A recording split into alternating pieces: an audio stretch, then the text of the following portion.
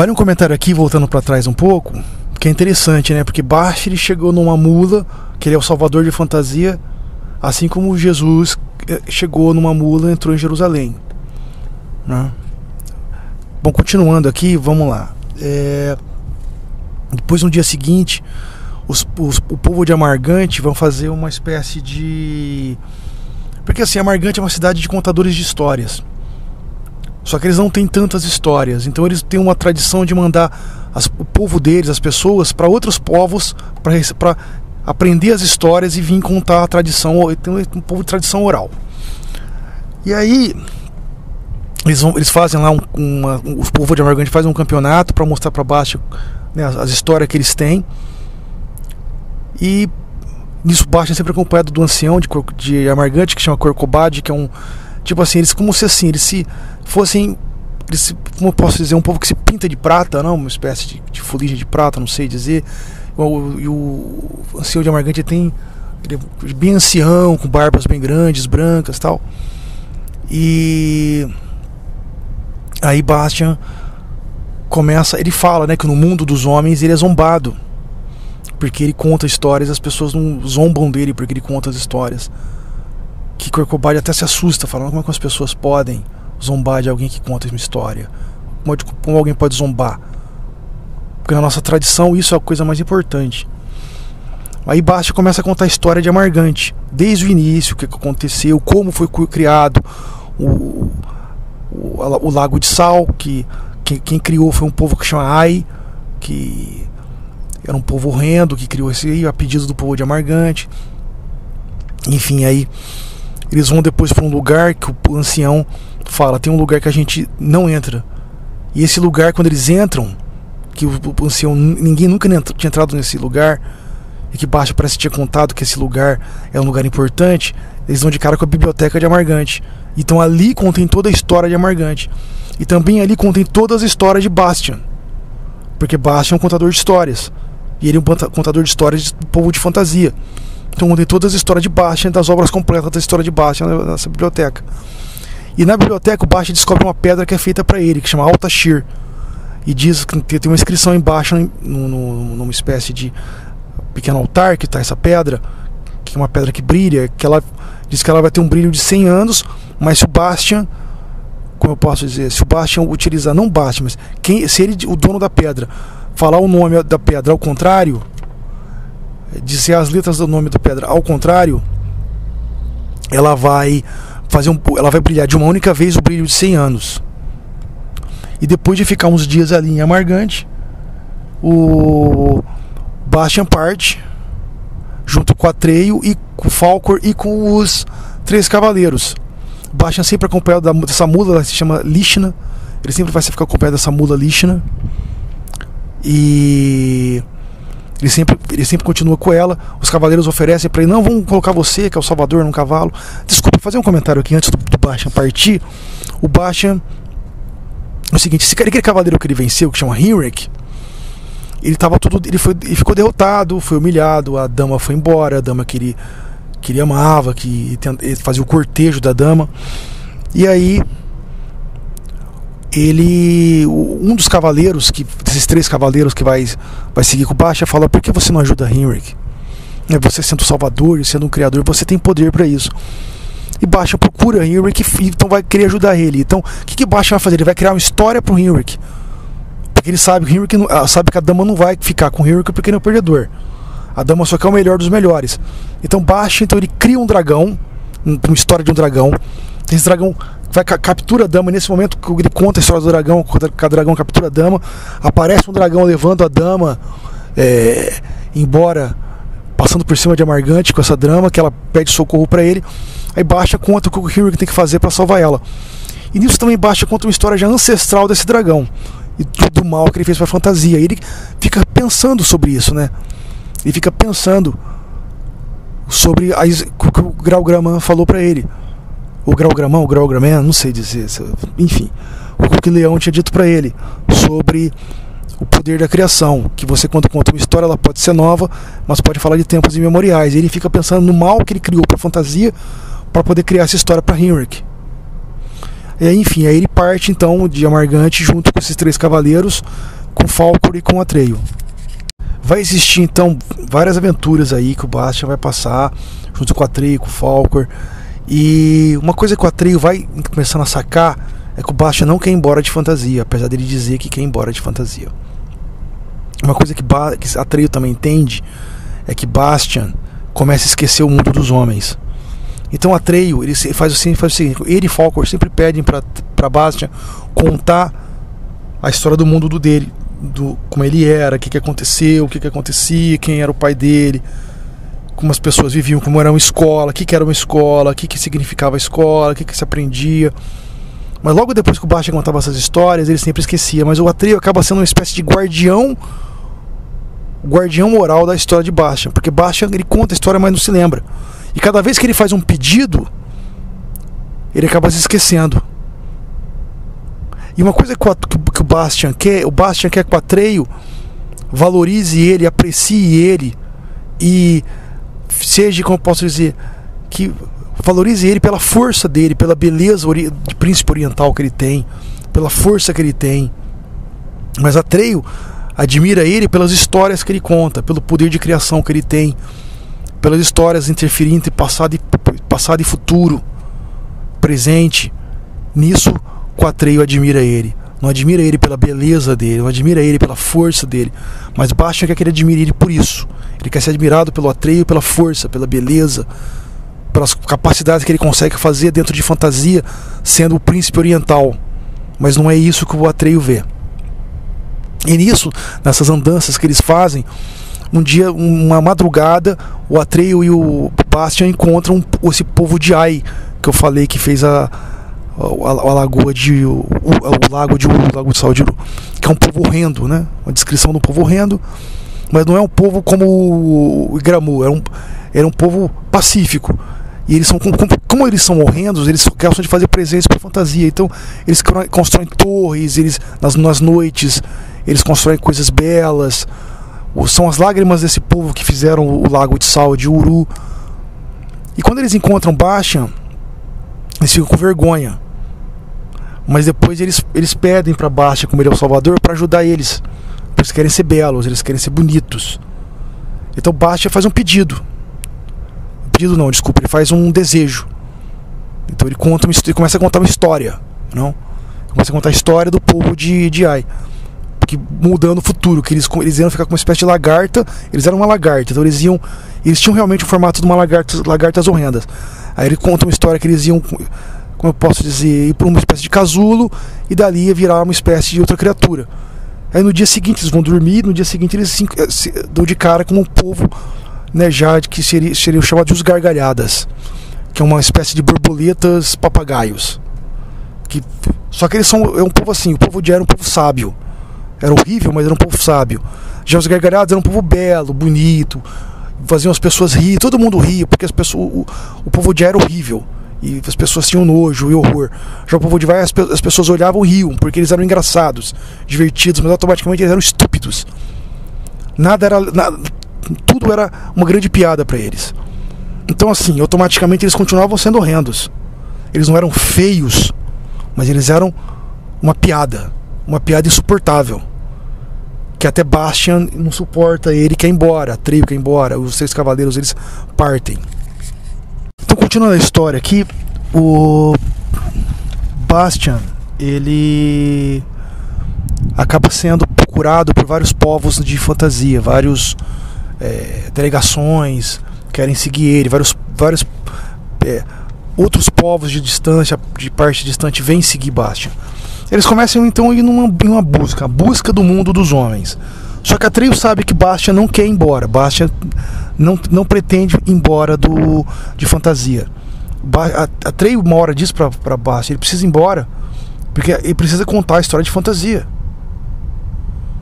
para que nunca mais aconteça o que aconteceu antes, do nada. Mas Bastian fica nervoso quando Atreio começa a falar essas coisas, porque ele fala: não vai acontecer nunca mais isso, porque eu tô aqui. Eu sempre, como filho de um homem, eu sempre poso ao nome para 3 crianças. Isso nunca mais vai repetir. E ele começa a ficar nervoso. Então, para não brigar, às vezes ele fala: não, eu quero ir embora, mas ele não quer ir embora. Ele não tem interesse em partir de fantasia. E aí nisso vai chegando várias delegações. Ele acaba... aí depois surge uma espécie de um ser que vai servir ele, que chama Iluan, que é uma espécie de gênio azul que tem um rosto de águia e monta no camelo. Esse vai acabar sendo uma espécie de mordomo de Bastian. Ele acaba formando um grande grupo que monta tendas e vão sempre andando com o Bastian. Aí estavam uma vez andando, eles vão parar numa espécie de floresta das orquídeas carnívoras. As florestas das orquídeas carnívoras, e lá esse lugar se chama o Jardim de Oglais. E quem comanda esse local é uma malévola feiticeira Shaid, que mora num castelo que chama Castelo Encantado de Orok, que representa uma mão, que é uma mão gigante que tem olhos, digamos assim, que representa como se fossem lâmpadas que vão para várias direções.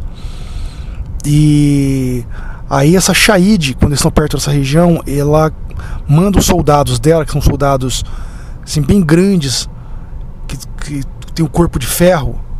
Eles capturam os três cavaleiros de Bastian e ameaçam matar. Se o Bastian não se render para ela vai matar esses três cavaleiros. Aí Bastian dispersa o grupo dele, porque ele sabe que se ele entrar lá com o grupo, ela vai matar os cavaleiros. Ele dispersa o grupo e fala para o Falcor e o Atreio ir com ele.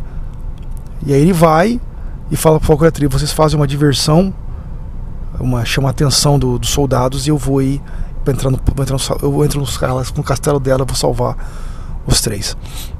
E ele fala: eu tenho a Sikander comigo, que é a espada mágica dele. Aí o Atreio e o Falcor chamam a atenção do povo, dos soldados.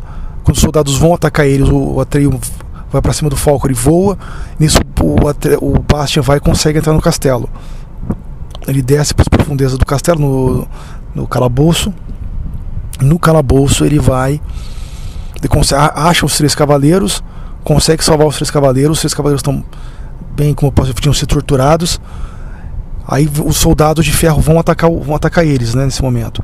Bastian, a espada Sikander vai para a mão de Bastian, brilha, como eu falei para você, e ele vai e começa a desmontar os soldados. Os soldados são ocos por dentro, ele começa a destruir os soldados. Soldado por soldado ele vai destruindo, até não sobrar nenhum. Nesse momento, o Atreio e o Falcor chegam, aí todos eles sobem onde está o salão do trono dessa feiticeira Shaid. Lá ela se ajoelha e fala pro Bastian que ela quer servir ele. E Bastian se sente, fala que ele é um sábio, que ele é forte, que ele é belo. E isso levanta a moral do Bastian, que é tudo que ele gosta de ouvir. Atreio já saca que... Ele fala pra Bastian: essa mulher, isso é uma armadilha. Ela não tem nenhuma intenção de servir você. Isso foi tudo uma armadilha para trazer você aqui. E isso irrita a Bastian. Ele fala: o que você está dizendo? Que a minha vitória não foi uma vitória? Que a minha conquista não é uma conquista? Que eu vim aqui, salvei meus cavaleiros, derrotei sozinho a força do exército dela, e eu não merecia a conquista? Que foi tudo uma jogada, que ela foi fácil, é isso que está dizendo. Ele se irrita com o Atreio. Depois, quando eles saem, ele fala para... Eles estão longe onde está o grupo dele, né? Aqui estão os grupos das tendas dele. Ele fala para o Falcor: você vai levar todos nós para lá. O Falcor: eu vou levar vocês, mas não essa feiticeira. Ele: não, você vai levar a feiticeira também. Eu ordeno que você vai levar a feiticeira. Eu mando que você levar a feiticeira. Você vai fazer o que eu estou mandando. Aí você vê Bastian começa a se transformar numa figura de tirano. Falcor obedece. Mas nesse momento, Atreio e Falcor já começam a andar. Como eles andavam sempre, nesse momento, eles sempre andavam na frente das forças junto com os cavaleiros, junto com o Bastian. Dali em diante, Atreio e Falcor vão sempre andar por trás, vão ser os últimos do grupo do Bastian. Dali em diante, Bastian começa sempre a andar com essa Shaid, numa espécie de liteira dela, que eu falei, como se fosse a Imperatriz Criança, sabe? Só que são os cavaleiros dela os cavaleiros não, tipo, os soldados de ferro dela que carregam dessa liteira. E ele vai contando pra ela as histórias da vida dele, de fantasia. Ela percebe que ela pergunta do mundo dos homens, mas ele não gosta de falar do mundo dos homens. Ele só gosta de falar da beleza dele, da força, das conquistas, de Perelin. Só gosta de falar de Guap, de Grau-Graman, do que ele fez, conquistou em Amargand. E ela sempre louvando ele. Ele conta a história de Grau-Gramã sobre a criação, conta a história de Gramã sobre os desejos de desejo. E aí ela pega e dá pra ele um presente, ela dá um cinto de presente para Bastian, que é um cinto que transforma ele em invisível. E quando ele recebe o cinto, ele já fala: esse cinto chama Guemal, porque já tá pronto, né, como eu falei lá a respeito dos nomes. E aí ela fala pra ele, nesse momento ela comenta pra Bastian: o Atreio e o Falkor vão tentar tomar de você o Auri. Aí Bastian se irrita: porque você tem provas que corrobore essa acusação que você faz contra Atreio e Falkor? Não, eu só tenho o meu... a minha sagacidade, então não é prova. Então você não fala mais de Atreio e de Falkor. Ele se irrita, mas já isso plantou na cabeça de Bastian já a ideia de desconfiar do Atreio e do Falkor. Nisso, então, o pessoal esse grupo de seres fantásticos que acompanha Bastian começam a migrar então para a Torre de Marfim. E nesse momento que eles estão indo para a Torre de Marfim, que é o centro de fantasia, Bastian começa a ter um desejo de ser sábio. Então Bastian, ele não quer mais ser de fantasia, ele decide ficar em fantasia. Então eles começam a migrar em direção à Torre de Marfim. Bastian quer procurar a Filha da Lua, que é a Imperatriz Criança.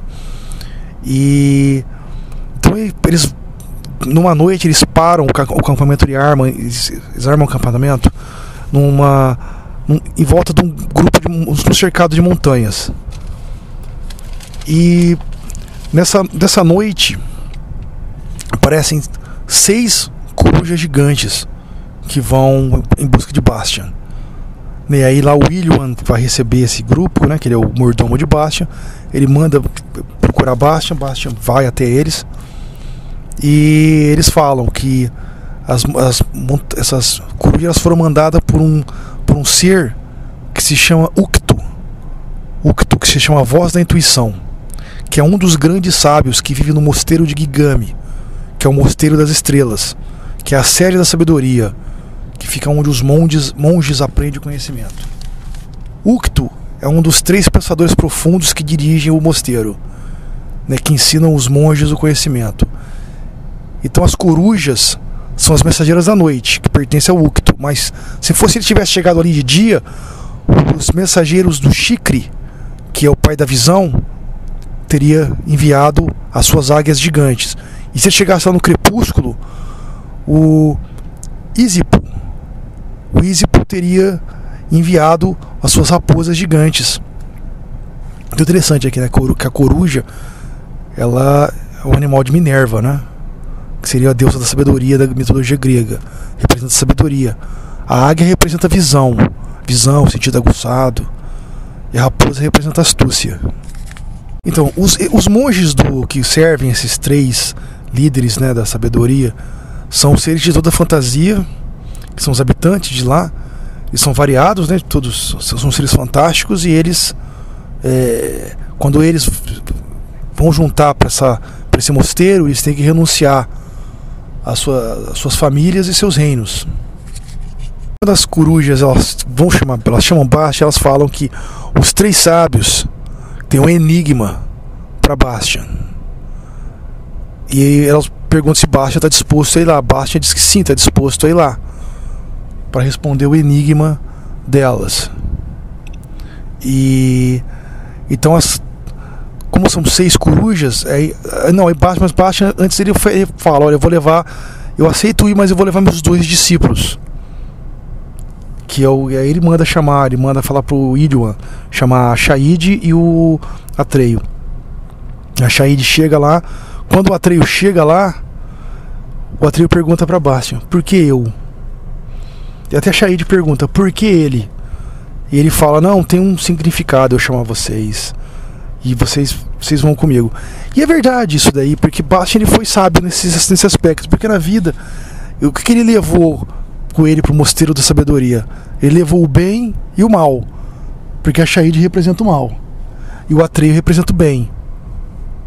Então, todo lugar que nós vamos levamos o bem e o mal conosco.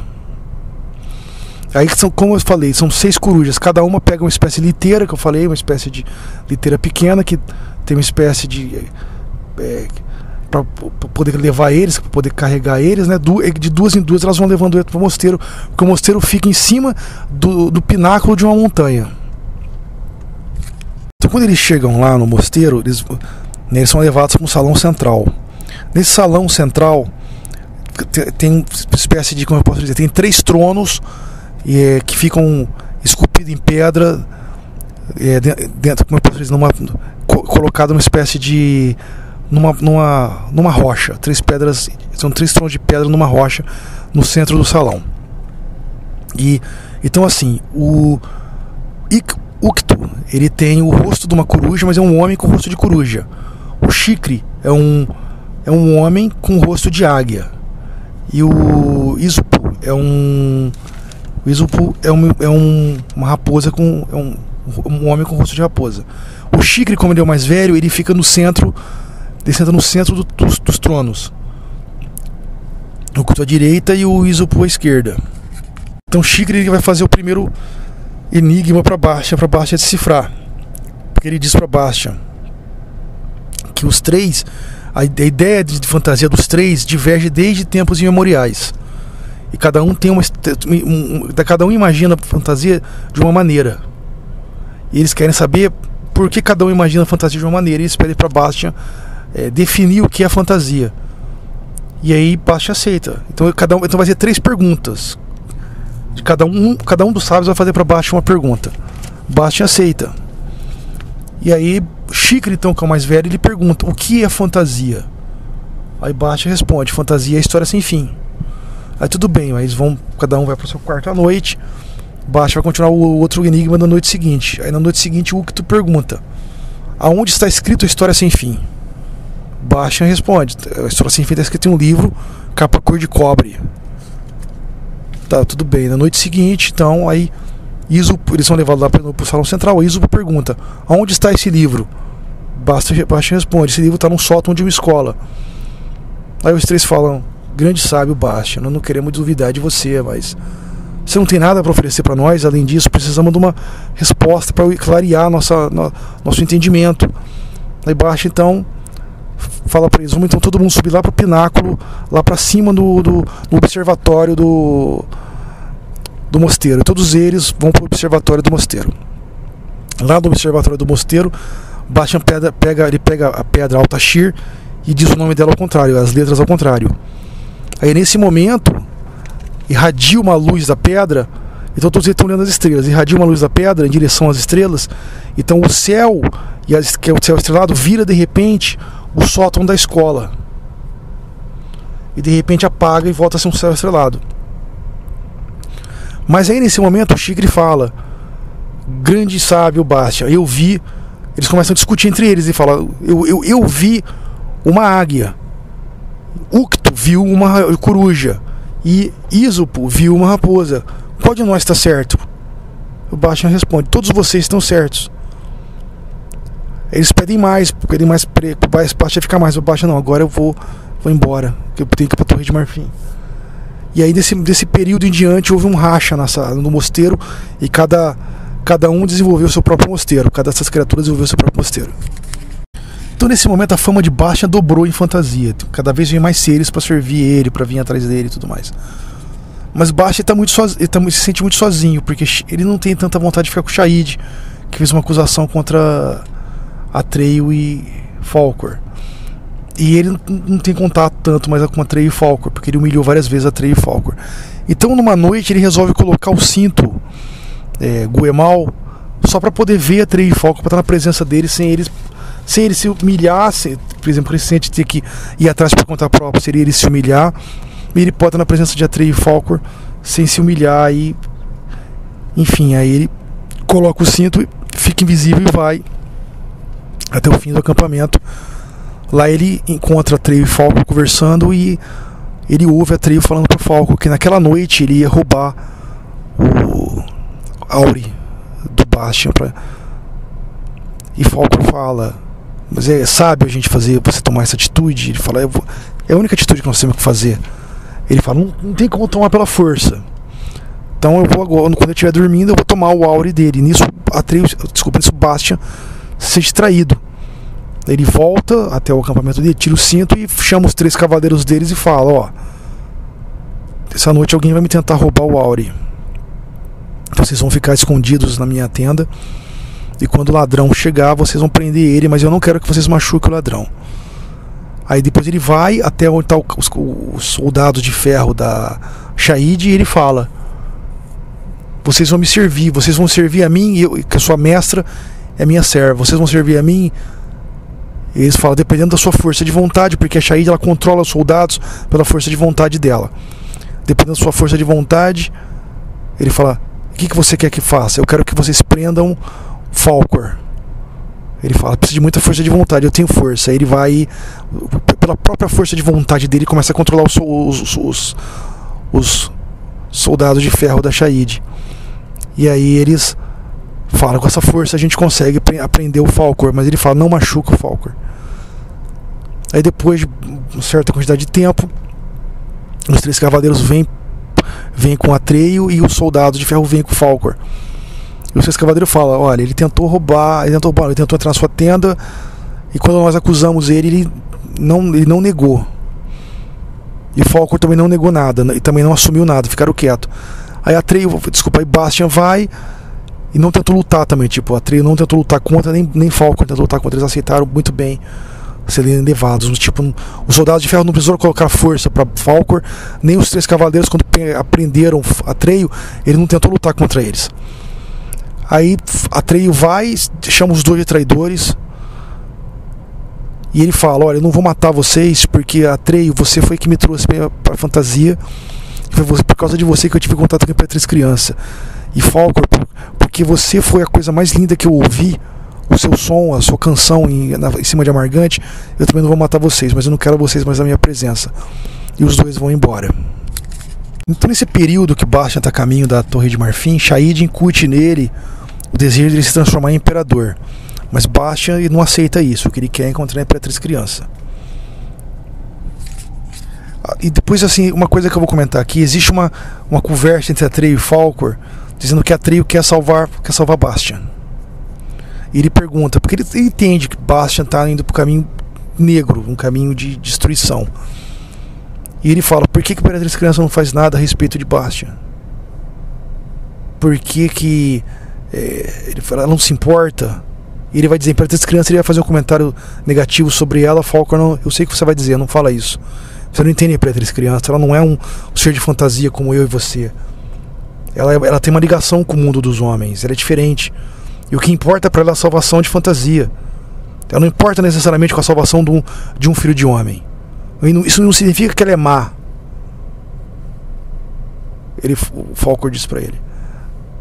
Mas Atreio fala: Bastian é meu amigo, eu quero salvar ele. Aí Bastian e o séquito dele chegam na Torre de Marfim.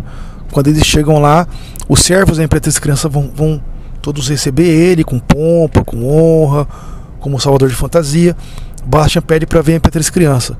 Só que a Filha da Lua não se encontra mais na Torre de Marfim, e ninguém sabe para onde ela foi, ninguém sabe para onde ela está. Isso deixou Bastian muito abalado, porque ele esperava encontrar a filha da Imperatriz Criança. Ele deixou muito abalado, e ele começa a entrar, então começa a ficar... ele fica sozinho por uns dias, e aí Shaid procura Bastian e fala: você não entendeu por que a Imperatriz Criança foi embora? Ela foi embora para você ser o novo Imperador Criança. E ela começa a incutir em Bastian então uma ideia assim, dizendo que ele deveria ser coroado, e ele deveria então ser o novo criador e destruidor de fantasia.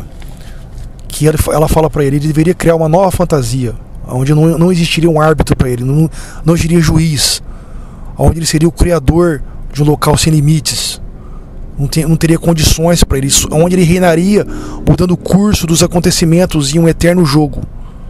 Ela fala: essa é a vontade de verdadeira que o Graugraman falou para você. É isso que o Graugraman fala, é isso que você tem que buscar. Bastian decide ser coroado, então ele marca uma data para coroação. Então ele exige que todos os povos de fantasia vão lá prestar homenagem para ele na coroação dele. Nesse meio tempo, ele fica tentando entrar no pavilhão de Magnólia, mas ele nunca consegue entrar no pavilhão de Magnólia. O pavilhão de Magdala fica fechado. Todas as tentativas que ele faz para entrar lá são falhas. Depois ele manda, então, como eu posso dizer, mensageiros para os povos de fantasia para vir participar da coroação dele. Mas muitos dos povos se negam a prestar homenagem para o Bastian. Alguns declinam de maneira educada, outros se rebelam abertamente contra ele. Então, no dia da coroação de Bastian, foi como se fosse assim. Antes desse dia, os dias foram ficando cada vez mais negros. Todos os dias eram nublados. E nesse dia, como se o sol nem nascesse. Foi um dia escuro, completamente escuro. E a Shaid, ela era responsável pela festa. Então, quando todos os povos fantásticos de fantasia vão prestar sua homenagem a Bastian, durante a coroação, ela manda, como eu posso dizer, músicos mascarados tocar uma música. É uma música com tambores e batidas ancestrais, que faziam seres pulares, ficarem pulando, sabe? Num transe selvagem. Então os seres fantásticos durante a coroação tinham que ir prestar uma espécie de beijamão pro Bastian e agradecer ao salvador e imperador de fantasia. Mas nisso, Bastian descobre os 3 cavaleiros, não os 3 cavaleiros, desculpa, algum dos servos de Bastian vem ali, interrompe o momento não da coroação, do beijamão dele. Bastian até se irrita, fala: como você vem aqui me atrapalhar nesse momento da minha coroação? Ele fala: olha, está acontecendo uma guerra. O Atreio e o Falco juntaram um grande exército que estão marchando contra as suas forças. Aí os 3 cavaleiros de Bastian, eles juntam o séquito dele, do Bastian, né, dividem em 3 grupos e vão lutar. E fala para Bastian continuar com a sua coroação. Bastian quer lutar, mas a Shaid fala: não, você não pode lutar. Você agora é um imperador criança. Você não existe para você bem e mal mais. Você está acima disso. Você responde só a si próprio. E Bastian continua com a coroação. Só que o que acontece? As forças de Bastian começam a perder. Bastian só está cercado pelos soldados de ferro da Shaid. Bastian então resolve ir de frente às forças dele. E mesmo com o Bastian em frente às forças dele, as forças do Bastian continuam perdendo para as forças de Atreio e Falcor. Mas Bastian, como Sicanda não vai para a mão dele, o Bastian se usa da força dele física para derrotar os inimigos que vão lutando contra ele. Aí tem um momento que Bastian está em cima de uma muralha e ele encontra com Atreio. E Atreio aponta a espada para Bastian e fala: me dá o Aurin, me entrega o Aurin. E Bastian fica com muita raiva, fala: você é minha criatura, eu sou seu criador, você se ousa vir em direção a mim, eu sou o criador de fantasia. Ele é completamente arrogante. Aí Atreio fala: você tá louco, você pirou, não, me dá o Aurin. Aí Bastian pega e ele fica com tanta raiva que ele saca a Sicanda da bainha. Apesar de que nesse momento, como ele tem uma força enorme, Bastian, ele consegue tirar a Sicanda da bainha. Só que existe como se possa dizer, um ruído, como se fosse o ruído que Grau-Gramã rachava na pedra, que é um som sobrenatural. E ele consegue tirar a Sicanda da bainha. Só que a Sicanda não brilha mais. Ela vira uma espada, como pode se dizer, negra. E ela também não luta mais por si mesma. Mas mesmo assim ela tem um metal superior. Aí Bastian pega e vai pra cima de Atreio. Ele quebra a espada do Atreio no meio e fere Atreio no peito. Nisso Atreio ele cai da muralha, só que Falcor pega ele no ar. Quando as forças de Atreio veem isso, eles fogem. E nisso as forças de Bastian vencem. Nisso Bastian está com tanta raiva que ele desce, entre os soldados de ferro de Shaid existe. Então, entre os soldados de ferro de Shaid também existia cavalos de ferro que os soldados de ferro montavam. Nisso Bastian pega um dos cavalos de ferro, domina com a vontade dele e fala para as tropas dele: agora nós vamos correr atrás das forças de Atreio e eu vou achar Atreio até nem que seja no fim do mundo. Nisso eles saem disparados com o cavalo de ferro da Shaid e as tropas de Bastian não conseguem alcançar ele. E isso Bastian cavalga por muito tempo, até ele parar em frente a um amontoado de rochas e o cavalo se desmontar ali. Então, andando para essas rochas, Bastian dá de frente com uma cratera, e nessa cratera existe uma cidade. E era uma cidade assim, tipo, como eu posso dizer, as escadas eram ao contrário, os domos eram de ponta cabeça, as ruas não terminavam em lugar nenhum. E ele entra dentro dessa cidade, ele vê que existem mulheres, crianças, velhos, homens, mulheres, adultos, né? Todos os tipos de pessoas de todas as idades. E assim, as pessoas que estão nessa cidade, por exemplo, uma começa a puxar um carrinho, ela para de puxar o carrinho, sai andando, outra vai, começa a puxar o carrinho, lugar. Uma está fazendo uma atividade mexendo com pedra, de repente ela para, outra vai mexendo na atividade com pedra. Umas ficam jogando jogos sem sentido com palavras, tentando formar palavras. E ele tenta conversar com as pessoas e ninguém responde para ele. Aí nisso ele ouve uma voz zombeteira, que é uma espécie de macaco, que vem conversar com ele, que se chama Argax. E ele fala, quem são essas pessoas? Aí eu começo a explicar para baixo, olha, daqui a pouco você vai ser um morador dessa cidade. Baixa, eu vou ser um morador da cidade? Eu, imperador de fantasia? Vou ser o imperador de fantasia dessa cidade? Sim, essa cidade é o seu futuro. Essa aqui é a cidade dos antigos imperadores. Essas pessoas são os que não dizem, são os que nada dizem. Você logo vai ser um dos que nada dizem. Porque todos que moram aqui dividem em dois grupos: os que foram imperadores e os que não foram imperadores, mas que chegaram a ser imperadores. Todos que estavam ali então eram filhos de homem que se perderam em fantasia. Aí Baixa entende. E Argax entende que Baixa entendeu. E ele fala, você entendeu agora, né? Que você tinha que voltar para o mundo dos homens e você não voltou. E os homens que não voltam para o mundo deles, eles acabam aqui, na cidade dos antigos imperadores. E vão ficar aqui para sempre. E não vão sair daqui. Quando você não tem mais memória, você vai ficar aqui. É aqui que é o seu lugar. Quando você perde sua memória. Quando você perde todas as suas memórias do mundo dos homens. E Baixa sabe o nome dele ainda. Como Baixa sabe o nome dele e ainda tem poucas memórias, Argax fala pra ele o seguinte, olha, como você ainda sabe quem você é, você vai poder sair da cidade. Senão você não poderia mais, senão você não lembraria nada. E ele fala, se você fosse se tornar-se imperador, você tem o Auri. Mas o Auri não significa nada pra você. Por que adianta? Você não tem poder de fazer desejo sem memória.